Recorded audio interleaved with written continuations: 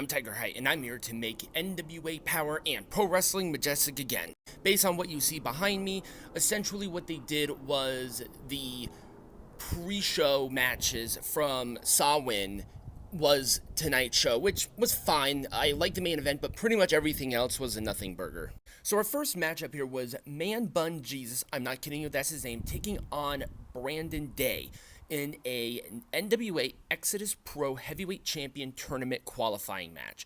Exodus Pro is the first territory within the new NWA, and it looks like they're going to be making a championship to reflect that as a representative for that particular brand. I'm not 100% sure how the NWA worked back in the day, but I'm confident that Corbin knows what he's doing regarding that. There goes my umbrella. And I'm liking the concept. I'm going to trust it, but at the same time, the NWA has so many titles already. Do they really need another one? I hope this title stays within Exodus Pro, and then them just showing up every now and then to go after the NWA World's Heavyweight Champion or the Television Champion or one of those titles. Once again, I'm not sure how it's going to work. These two it was a fine match. It was better than I expected, but it was my first exposure to both of them. And it was a short arm clothesline for the win. It was a fine, short match. Jay Bradley came out and attacked the manager of Brandon Day, who won. Yeah, Brandon Day won. So there you go. In my notes, for some reason I have Manbun Jesus winning. He did not win.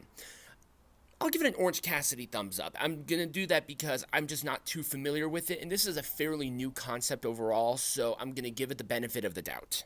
Our next match was a six-man tag with the Outrunners and Zyon taking on Jordan Clearwater and the Country Gentlemen. This was basically made because Austin Idol was having a moan about him being on the pre-show of Samhain, but it's like, where could you have been within Samhain that would have made any sort of sense? And it was a spinebuster for Clearwater and the Country Gentlemen to win. It was a fun match, and then Zyon attacked Clearwater, continuing that rivalry. I don't hate it. I think it's actually going to be fine, and I'll give it an Orange Cassidy thumbs up. Our next match was Chelsea, Tiffany, Nieves, I butchered that immensely, Samantha Starr, and Missa to determine the number one contender for the NWA Women's World Champion after Samhain.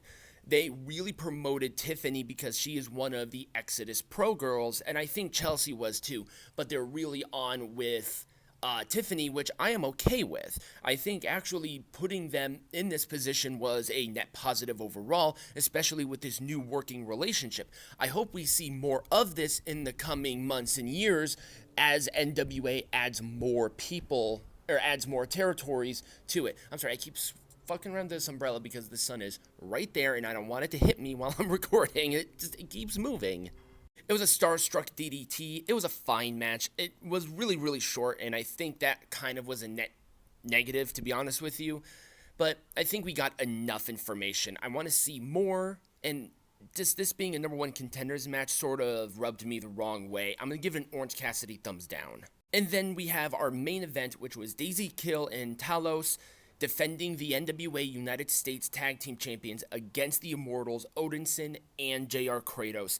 I like this match. Hard hitting, really good pacing, and I didn't even realize it, but this was a less than 10-minute match, and it felt longer, and I just enjoyed the journey, and it was so refreshing. The United States Tag Team Champions are just such an afterthought, and I'm glad that they're on Kratos and Odinson because I think they'll bring some legitimacy to this. Kill and Talos, I was not exposed to them whatsoever. Them winning the champions was an out-of-nowhere choice.